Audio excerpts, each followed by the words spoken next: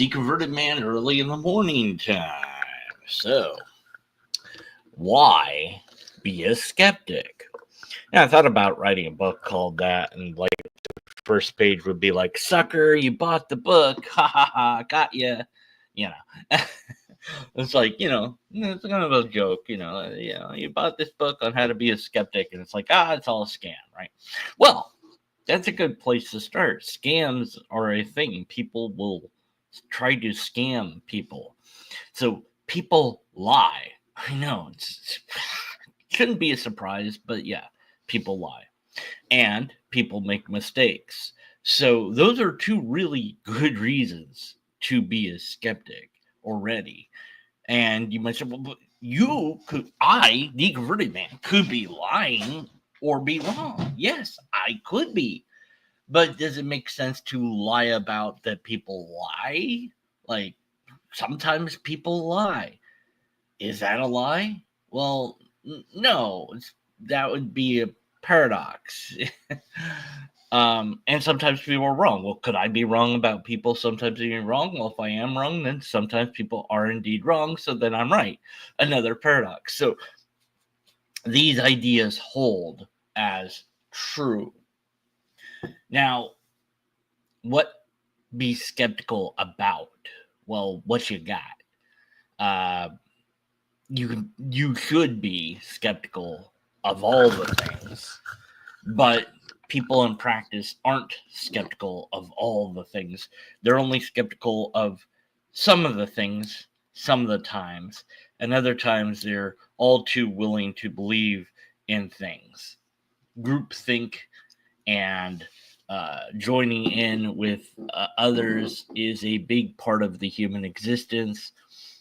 There was a typical protest going on, and the reporters came and talked to some people. And of course, who knows what was edited out. But the guy that was there that they were asking, why were you here? He's like, I saw a bunch of people were here, so I came and joined in. But he was holding a sign. So I don't know if somebody gave him that sign. Did he bring that sign? Like, it didn't really add up what he was saying. But yeah, there's just a bunch of people there, and I want to see what's going on, so I'm going to join the crowd. And that's reason enough for many people to join something, is because other people were there. If enough people are jumping off of a cliff, you might also jump off thinking they must know something I don't know. Uh, so being a skeptic is to say, hold on a minute, just because they're doing it doesn't mean it's a good idea. And belief in any number of things is also like that. But people have beliefs, and these beliefs are sometimes untestable, unverifiable. They're based on other people's ideas, and they're not logical, they're not scientific, they're not anything other than emotional in nature. People will say that they're more than that. I was just listening to a video that was saying, if you don't start with the Bible, you can't know anything. I was like, well, then how do you know to start with the Bible? Because before you start with the Bible, you have to determine that doing that is a good way to start. So your precept doesn't work, because you always start from the position of knowledge about the thing you're going to explore. And any book could say, well, without this book, you can't understand anything. Yeah, well, that doesn't make that true. And it's rather silly when you actually think about it, because you wouldn't know that you couldn't understand that book if that was true. If it was true that without that book you couldn't know anything or understand anything, then you would never understand the book, because you would have to understand the book before you could understand the book. So it's all paradox. And what is a skeptic? Well, I've gone over my version of skepticism, which is to hold things in question, to say, I don't know if it's true or false, and I'm just going to suspend belief one way or the other on it. And you can call that agnostic. You can call it whatever you want. It doesn't matter, because it means I I'm not casting judgment on it. I don't believe it. I don't believe it isn't. I don't believe it's true. I don't believe it's false. And just because I don't believe it doesn't mean that it isn't true. So it could very well be, and I don't know. And so that's the position. This sort of careful way of trying to approach the world, some people say, well, it's not possible to live your life that way. I mean, how long are you going to spend on, something you buy at the store, researching it endlessly to make sure that you know everything about it before you buy the thing? Well, you're not, because you're lazy and you don't have time to do that, and you don't have the resources or energy or knowledge on how to do that. But that doesn't mean that the idea of skepticism is to be discarded because sometimes you can't use it, or that maybe you don't use it a lot of times. Doesn't mean that it's not useful in many situations. There is no free money out there. There is no easy way to get rich fast. There is no government subsidies that they're handing out. There isn't anything that your doctor that won't tell you because it's a secret. There's no way to grow your hair or your wing wong. There are no hot singles in your area, and it's all a scam. Every ad is a scam. Just it is. Everything that they are trying to sell you at some level is probably not true. Except, am I trying to sell you skepticism? No, I'm not trying to sell it to you. I gain nothing from you accepting skepticism. Now, if I was trying to sell a book about skepticism, I suppose to some degree I would be trying to sell skepticism. But of course, then I would say, well, you don't have to believe that it's in this book. I'll show you that. See, you can see that there's stuff in the book about being a skeptic, right? So it's not that hard. Then there's phrases out there like, this has been known to. It has been known to help heal people. It has been known to speed recovery. Yeah, so is water. Water, if you drink too much, you die. If you don't drink enough, you die. You have to drink just the right amount to keep going. And in the same way, you need to be skeptical of just, well, whatever's out there to some extent. Now, I do think that there is a moment where you stop being skeptical and start being a believer. And that's what is the questioning of reality. Is it real? I think that in order to start thinking that reality is not real, I now need to gain new beliefs that I didn't have before. So I believe that we're in a simulation, and I believe this about that simulation, and I construct this story in my head of how everything works. That's not skepticism anymore. Well, what about your own sensory input? Can you be skeptical of that? Well, perhaps. I've noticed that my vision isn't as good as it once was, but my hearing seems perfectly fine. I can still hear noises that other people can't hear, and right now the cicadas have been driving me completely insane because they're nonstop making noises, and I just hear them in the background constantly making this like low buzz noise. It kind of becomes white noise after a while, but yeah, it's annoying. And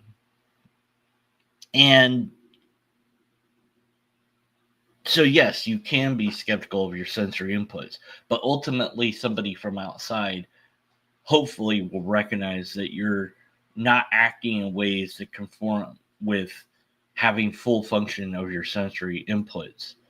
I watched cops arresting people channel, and the drunk people are always the worst. They never admit to being drunk, which is weird. And well, rarely they do, and then they can't do anything. They it's like this simple function, you know, and they don't do it. They completely fail, and you're like, yeah, you're drunk, man. um, and so from the outside looking in, you can tell that person's drunk, but from the inside looking out, they're so drunk they don't even know that they're drunk, which is pretty bad. And so you can be skeptical of your sensory inputs to some degree, but not to the degree of such that you start to think, well, how do I know that anything is real out there? Because that's too far. You've gone too far then. But perhaps you can't know. So maybe there's this wall of uncertainty. Okay, how do you deal with that? Well, you have to then assume that stuff is real and interact with it as if it's real. Um, and Math Pig and Pseudo History are in chat. So Wiggles at the Lobster and Dream World is reality. Okay, not sure what you mean by that, but yeah.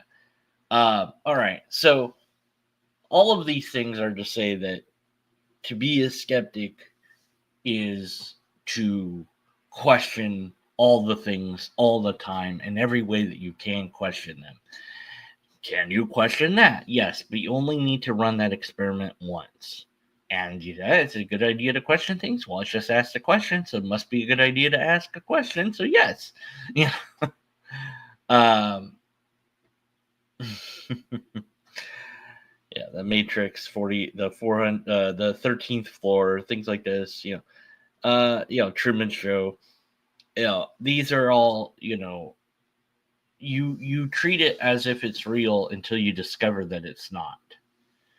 But of course, I think that there should be, they already did a remake where they redid the Matrix, but now it's a game, and then they find out because it's actually not a game, it's actually reality, and they never get out. They never get out. But I'm like, well, why would you think that the machines gave you a way out? Maybe the machines pretended to give you a way out, and that is still you're still in the Matrix. You never leave.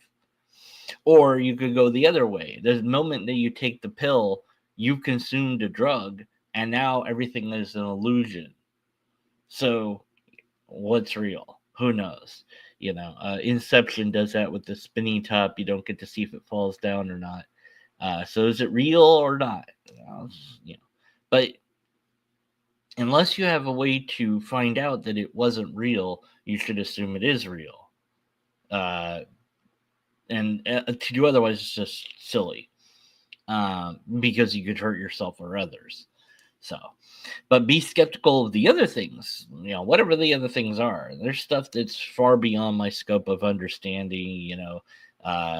Tariffs being the talk of the town right now. I don't know if they're good, bad, or other. Is it a negotiation tactic? Will it work? I don't know. I have no idea. I'm not an expert. All the experts are upset. Yeah, but the experts will always be upset about something. So who knows? Wow, I sneezed. Okay. I'll edit that out later. Being a skeptic,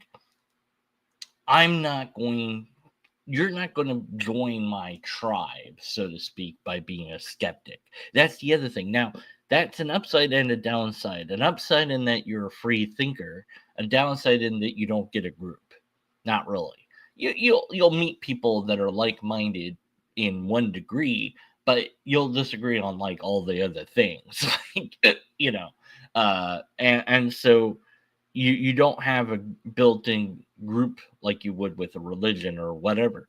But being a skeptic frees you from the oppression that religion provides, and not just religion, but other belief systems that are out there. Um, you know, Crystals can do this, that, and the other thing, or candles will do this, that, and the other thing. All these wild, outlandish things that people believe in. Acupuncture. Oh, that's the best thing. No, it doesn't do anything. It just doesn't. It doesn't really work. There's traditional medicine, and then there's medicine that doesn't work. There's real medicine, and then there's everything else. There's stuff that's been studied, and then all the things, um, everything else. I don't know. Pseudo history is having their own fun in chat, I suppose. But being a skeptic, there are things that you don't need to be skeptical of because they've been well studied. They've been so well studied that they are as close to fact as we can hope to get as humans. Things of science that are really, really real for real.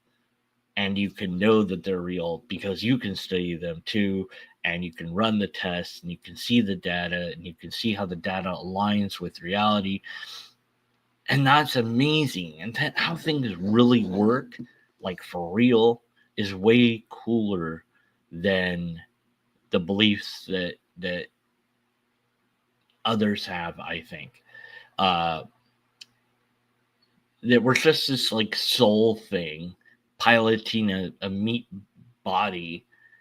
It's like, well, why wouldn't we be just that soul thing? Why would we have anything beyond that? So insane of a thing, or it doesn't sound true because it's not true. It's a story. But then there's the up and down side again, where it's like, well, what happens when you die?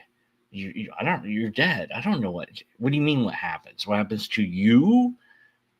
You aren't, or maybe something else, but I can't know. I have to be skeptical about it. And so I don't have any belief about it one way or the other. And that uncertainty is something you have to learn to live with as a skeptic. You know, that the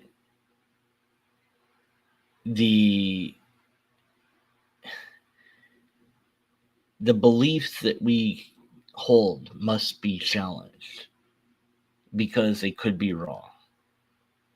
And that too is a reason to be a skeptic. So,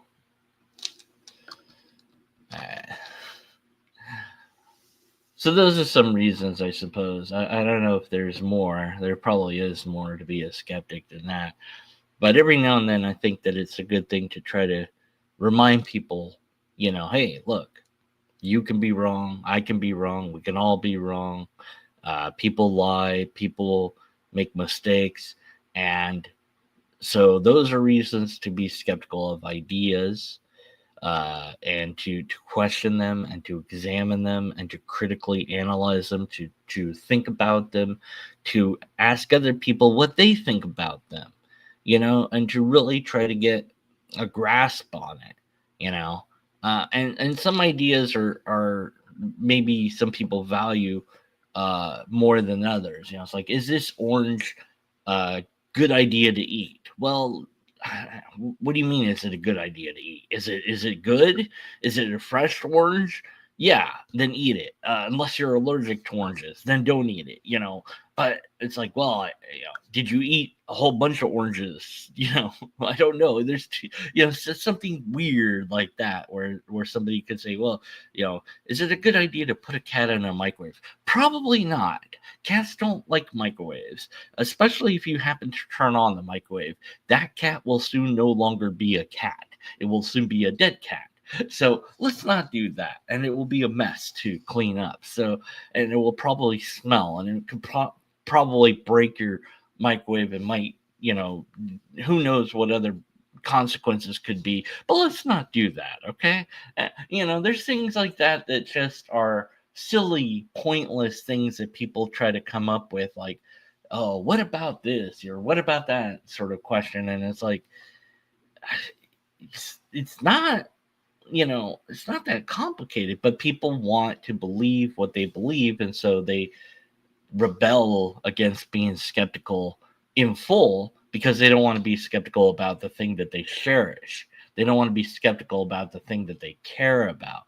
They're fine with being skeptical about other stuff. Oh, Muslims, I don't believe that stuff. Oh, I don't believe what those Hindus, that's all nonsense.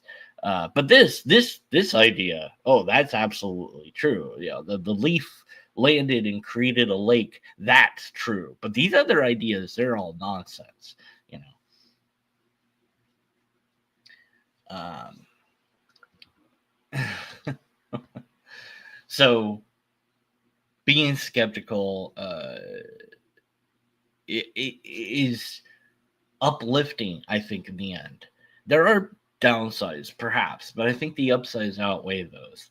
And I think ultimately will enable you to learn about reality and not fear being wrong, because that just means you learn something new. And I think that's a great thing. So those are my thoughts on why be a skeptic. And just to address chat, I have absolutely no idea what pseudo history is on about. What are you talking about? Like, what the bleep is? What, huh? What are you talking about? It's like he is watching a different video. So I don't know. Anyways, so thanks for listening. Hopefully that was something different, maybe worth exploring. Maybe you already are a skeptic, but maybe there's somebody that hasn't considered skepticism. By the way, we have cookies. If nothing else, we do have cookies. Also, we don't really have cookies, but you should have known that by being a skeptic. So that's it. Laters.